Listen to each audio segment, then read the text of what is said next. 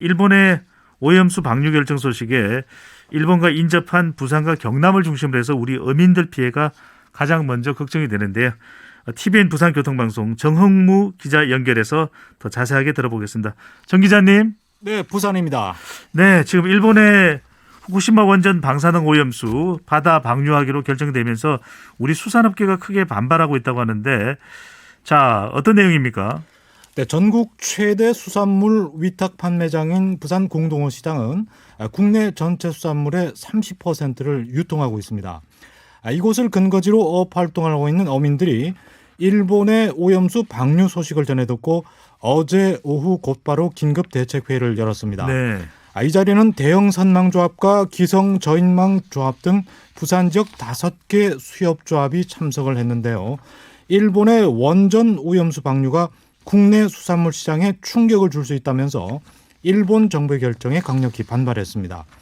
국내 수산업계는 지난 2011년 동일본 원전 사고 당시에도 급격한 수산물 소비 위축으로 어려움을 겪었는데요. 네.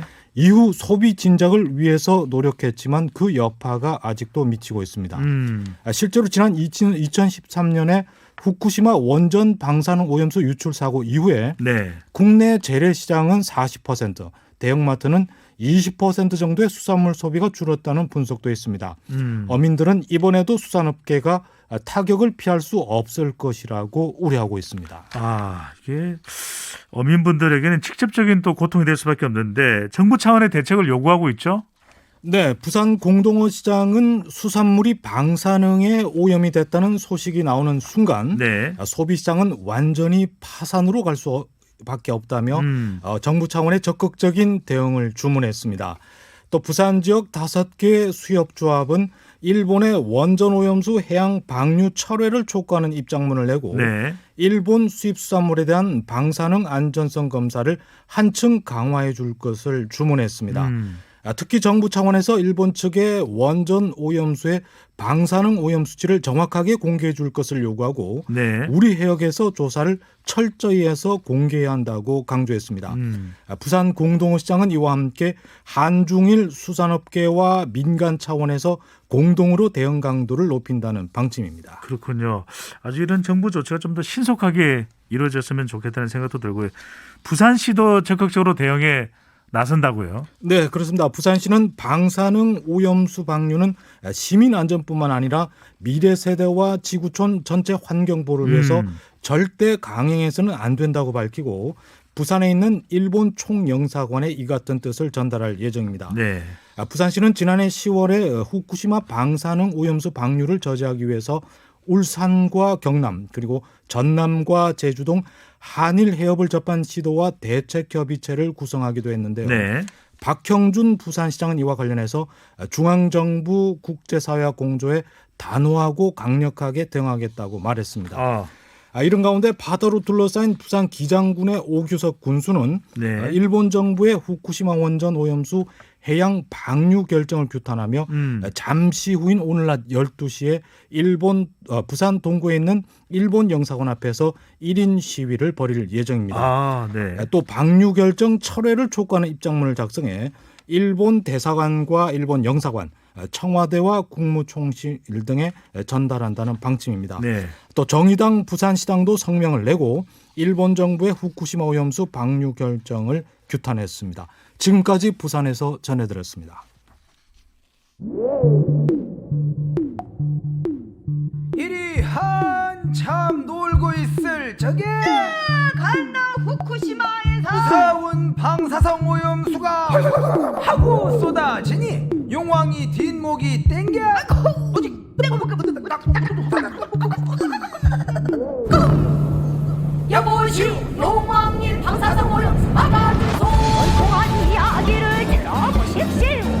대대로 제가 후쿠시마 뒷산에 살아왔었는지 원전 사고 터진 후 방사성 오염 토니 노래 잘 들으셨는지요? 범 내려온다로 유명한 조선의 아이돌 이날치와 앰비기우스가 지난 3월 11일 발표한 노래입니다.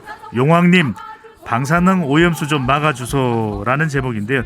전 세계 시민들에게 후쿠시마 오염수 방류를 막아내자는 취지로 이 음악 작업을 했다고 하네요. 우리들의 의지가 이렇게 강한데 또 우리와는 다르게 일본 정부는 기어코 후쿠시마 원전수를 방류하겠다고 합니다. 지금 청취자분들도 상당히 분노한 민심 보내주고 계십니다. 0739님 농수산물 수입 전면 금지. 1465님 국제사회는 뭐 하는 건지요? 어업인들의 실험에 수입업자들도 이제는 우리 국민의 안전을 위해 노력을 해야 합니다. 라는 의견을 보내주셨습니다. 자, 관련해서 전문가입니다. 네, 서울대학교 원자핵공학과 서균율 교수 연결합니다. 일본의 속셈이 뭘까요? 네, 서 교수님. 네, 안녕하십니까. 좋은 아침입니다. 안녕하십니까. 서 교수님, 정말 우리 국민들이 지금 분노하고 있고 방금 전에 현장을 연결했는데 부산의 어민들은 이 막대한 피해가 예상된다면서 정부의 대응을 촉구하고 있습니다. 자, 먼저 이게 오염수가 생겨난 원인이 뭡니까? 아시다시피 대형 사고가 났지 않습니까? 네. 2011년 3월 11일인데요.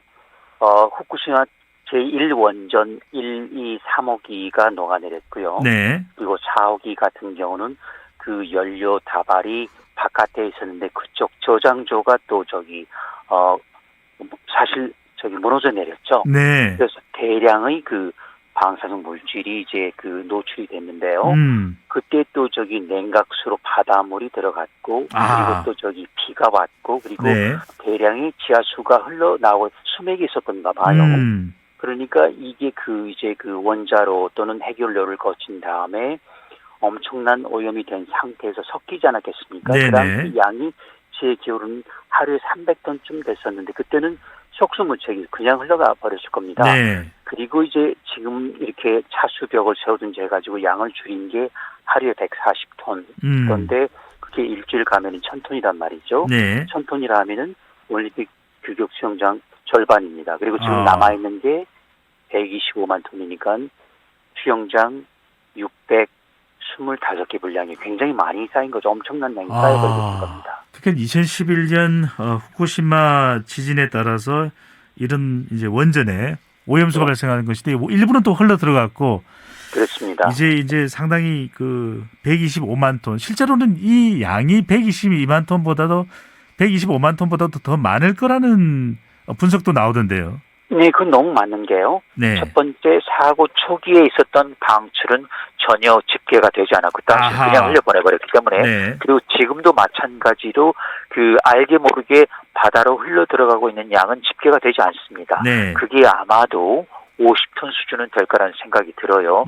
그 부분은 이제 통계에서 빠진 것이죠. 그러니까 지금 말씀드린 125만 톤 어떻게 보면은 상당히 낮게 잡은 것이죠. 어쨌든 네네.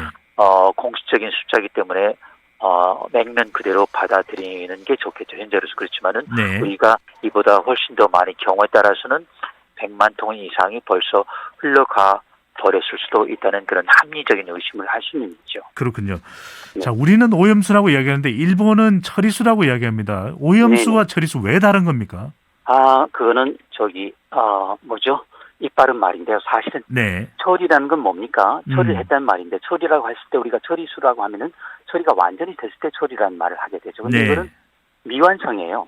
아까 말씀드렸지 않습니까? 올림픽 규격 수영장 600개를 처리한다. 이거는 현재 인류의 기술로 불가능합니다. 그리고 거기에는 200종이 넘는 방사성 물질이 들어있는데 일본 발표를 보면 62개라 그래서요. 네. 그러면 나머지 140개는 어떻게 됐을까라는 의심이 들게 되는 것이죠. 그래서 네. 처리를 하긴 했는데 그거는 일본 정부가 또는 도쿄전력이 세계 시민을 상대로 홍보하기 위한 일과성 행위를 한 것이지 절대 본질을 건드려서 그걸 해결했다는 말이 아니죠. 그러니까 네. 결국은 오염수가 맞는데 그들은 미화, 소위 사실은 미사역으로 쓰는 거라고 보시면 돼요. 네, 좀 더 이제 반발을 아닙니다. 잠재우기 위해서 맞습니다.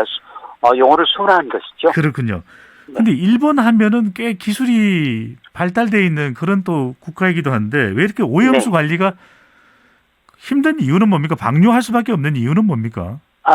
그만큼 우리가 생각하던 기술 수준이 아니었던 게 백일하에 드러난 겁니다. 미국 같았으면 한국 같았으면 삼중수소까지도 처리를 할 수가 있었습니다. 네네. 정비가 들죠. 그러니까 아마도 그 부분을 놓쳤든지 네. 아니면은 경비 대비 효과를 따져서 포기했든지. 왜냐하면 그 당시만 해도 도쿄전력 사기업 아닙니까? 지금도 네. 사기업이지만요. 그러니까 그런 결정 과정에서 의사결정 과정에서 이런 판단을 했던 것 같아요. 네. 그러니까 지금 같은 경우에 이제 그 신하는 이야기지만은 동전 몇 번 건지려다가 거액을 잃게 되는 그런 그 우를 범한 것이죠. 네. 지금 일본의 오염수 방류 관련해서 나오는 자주 듣게 되는 용어가 뭐 다핵 처리 또 네. 삼중수소 이야기가 나오는데 조금 쉽게 설명해 주시면 어떤 내용입니까? 네, 아까 말씀드렸죠. 일단 원자로가 돌아가면은 해결료가 반응을 하고 네. 거기에서는 자연적으로 200종이 넘는 원소, 핵종이라고 하는 건 사실 원소입니다. 거기에 네. 이제 세슘이냐, 스트론튬이냐, 바륨이냐, 사마륨이냐 뭐 이런 것들 많이 들어있어요. 그게 200종이 되는데 일본이 저기 주장하는 건 62개를 했다고 하면은 아까 말씀드렸죠. 140종은 어떻게 됐을까? 안 했다는 것이죠. 네. 그리고 특히 삼중수소는 안 했고 중수소도 안 했고 플루토늄도 안 했고 탄소 14도 안 했고 이렇게 그냥 아예 공군이 빠진 것들이 있어요. 네. 그래서 일본이 기술 수준이 그 정도밖에 안 됐다는 것. 그러면 방류밖에 방법이 없느냐? 아닙니다. 네. 인공호수 만들면 돼요. 그리고 인공호수요? 네. 왜냐하면 저수지 있지 않습니까? 우리나라 네네. 같은 경우에 친환경적 저수지 많습니다. 250만 톤짜리도 있어요. 화순에 가보시면 소성적 250, 물론 원전 사고 때문에 생긴 게 아니고 그렇게 네. 만들어 놓은 겁니다. 그리고 자연 환경과 친화적으로 자연 경관과 어우러지게 만든 게 있거든요. 그러니까 네. 지금 같은 경우는 보통 이런 사고 나면은 선진국이라면은 그걸 순화하고 자연을 돌려보내고 그리고 자연 친화적으로 돌려놓는 게 맞습니다. 자, 왜냐하면 지금 서 교수님께서도 해결 방안을 말씀해 주시는데 일본이 안 하는 이유는 뭡니까? 첫 번째는 일본이 고집이지 않습니까? 네. 제가 여러 가지 제안을 드렸어요. 사고 난 다음에 전부 다 녹았을 것이니 콘크리트로 차폐해야 된다는 이야기를 했고 네. 그거 듣지 않았습니다. 동토차주백 듣지 않으니까 차라리 그걸 하느니 콘크리트로 쌓아버려라. 바닥을 원자로 해서 왜냐면 우리가 국지적으로 체르노빌 한 것처럼 원자로 밑바닥을 봉인을 해버리라. 그런 말도 네. 했고 여러 가지 제안을 했는데 그중에 어느 하나도 수용된 게 없었습니다. 이것도 마찬가지입니다. 인공호수를 만들면 되거든요. 네. 왜냐하면 처리를 했다고 하고 처리수로 간다면서요. 그리고 마실 수도 있다고 하고 깨끗하다고 보여주지 않습니까? 그러면은 태평양에 버리지 말고 아깝잖아요. 네. 마실 수도 있다는데 그 인공호수 만들어 가지고 공업용수 또 농업용수 또 수상 스키도 하고 또 후쿠시마산 특산 맥주도 만들고 그러면 안 될까요? 근데 알겠습니다. 그건 아마 하기 싫으면 그건 뭐냐면은 네. 일본도 내심으로 이거는 마시면 안 돼. 라는 걸 알고 있는 것이죠. 교수님 이제 오염수가 방류되면 당장 방류되는 건 아니겠지만 대량의 네네. 125만 톤이라고 하는 엄청난 양의 오염수가 방류되면 실질적으로 어떤 피해가 있고 수산물에는 어떤 영향, 먹을 수는 있는 겁니까? 아니요. 드시면 안 되겠죠. 그러니까 이제 우리 같은 경우는 이제 방어 전략에 들어가야 될 텐데 네. 결국 이제 원산지 표기가 문제가 될 수가 있죠. 왜냐면은요. 후쿠시마 같은 경우에 아시겠지만은 굉장히 천혜의 어장입니다. 한류 난류가 만나가지고 그러니까 이 사람들도 언제까지나 이 수산업을 포기하고 생업을 포기하는 거니까요. 네. 아무리 보상을 한다 치더라도 그러면은 수산업을 할 겁니다. 자 그러면 이거를 이제 죄송합니다. 가공을 하게 되겠죠. 네. 가공을 하면은요. 후쿠시마에서 잡아서 오사카에서 가공을 하면은 오사카산이 되는 겁니다. 그럼 또 세관에서 통과를 하게 되겠죠. 그래서 우리가 네. 방어할 수 있는 수단이 점점 선택지가 줄어든다고 보시면 되는 거죠. 그래서 일단은 방출이 되면은 물론 말씀하신 대로 내년도 아니고 내년이라고 치면 2020년이죠. 그때는 네. 2022년이죠.